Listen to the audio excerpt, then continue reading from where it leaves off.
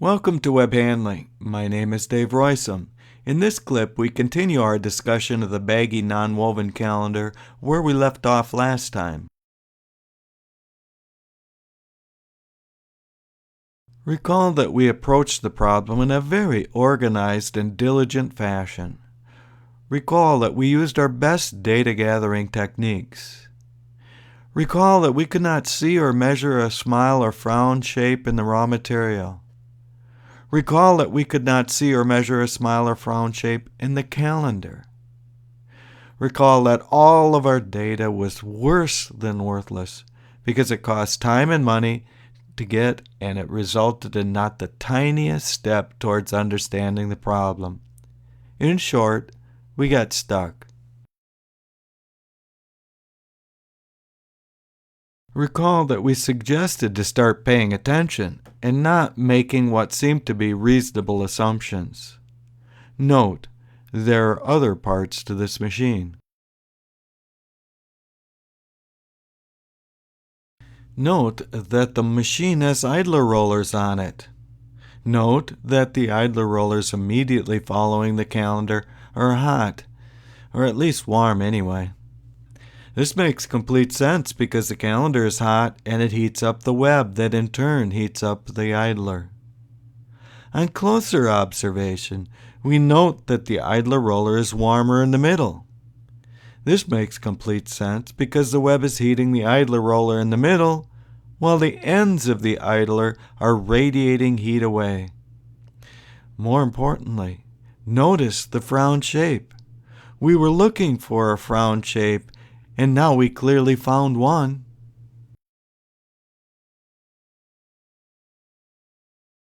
Now is another good time to get stuck.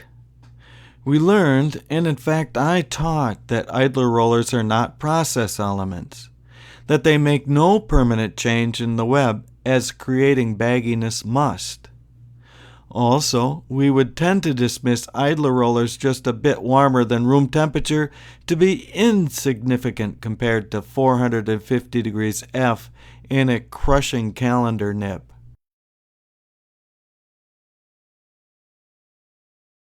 The problem with conventional wisdom is that it can be distracting and even debilitating. It certainly did not have the answer, or we would not still be working on this problem. I am not in any way suggesting ignorance be your best approach. Instead, I want you to be aware of conventional wisdom, but not be bound by it. In other words, hold all knowledge lightly, and ideas even lighter yet, as we learned in my problem-solving class. Returning to our baggy web problem, the idler roller is eligible by shape alone. It is hard to tell whether it is a good or poor candidate, but it is a candidate, and in fact the only one we have so far.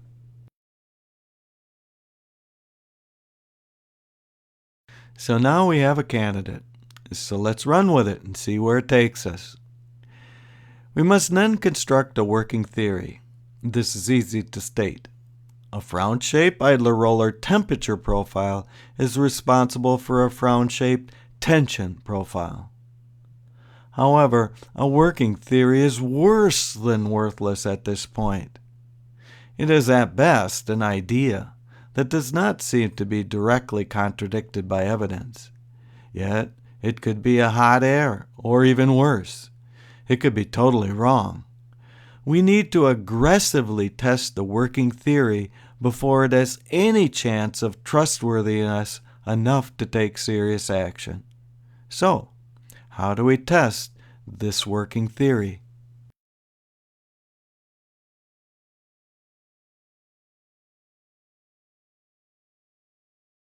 Recall that baggy web troubleshooting always involves seeing profile shapes.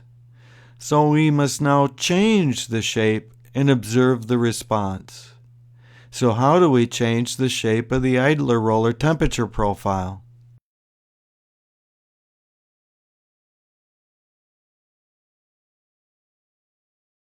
Before I offer a testing suggestion, let me offer a couple more troubleshooting techniques that we learned in my Web 101 class. That is, to first note that it is usually easier to make a problem worse than it does to make it better, and both yield the same information. Thus, the good problem solver will be lazy and try and make it worse. Second, we should do our experiments in a clean part of the web, where response is easier to see. Again, the lazy problem solver will often get answers faster. So how and where do we change the shape of the idler roller?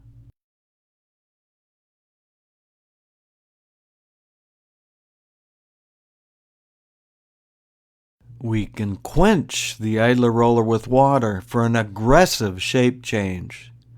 The quenching would be best done in the middle because that is a clean place for an experiment. Note, I warned you up front that Baggy web troubleshooting is not for the faint of heart. You must be willing, better yet, eager to wreck the web. And the response is, drumroll please.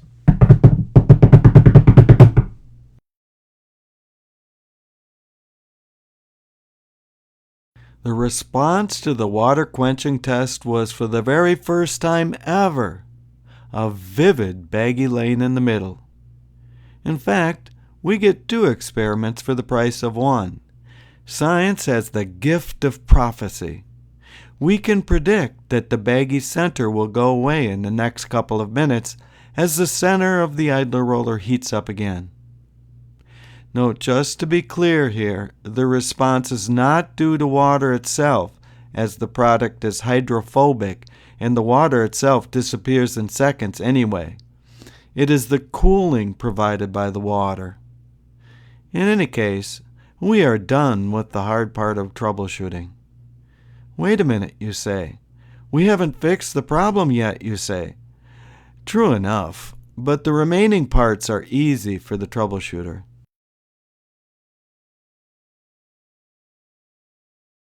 Now that we understand the problem, any one of us could construct a pretty complete list of options in a matter of minutes.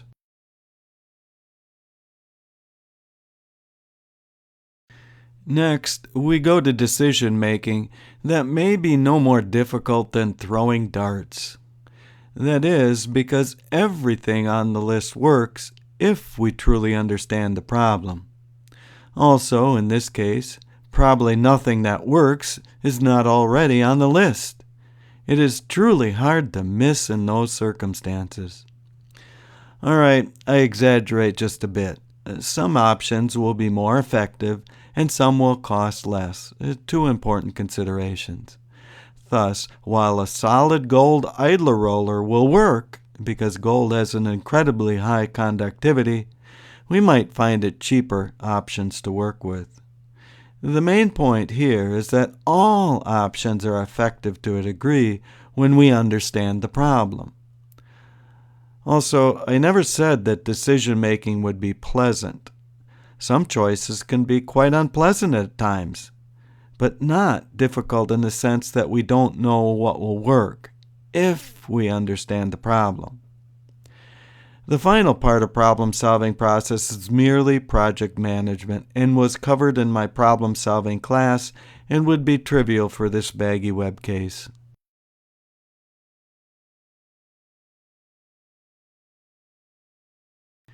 Let us summarize the main learnings from Baggy web example number 2.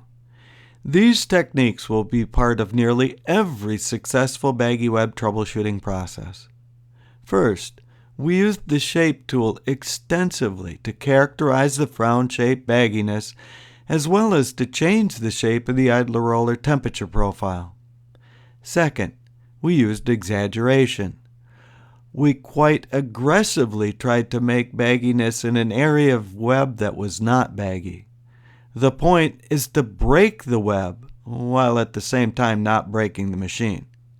Usually there is a large window between breaking the web and breaking the machine. Finally, creativity was used. how and where and when to test our working theory to get the most information with the least effort and to not break the machine demands some process knowledge and a lot of creativity.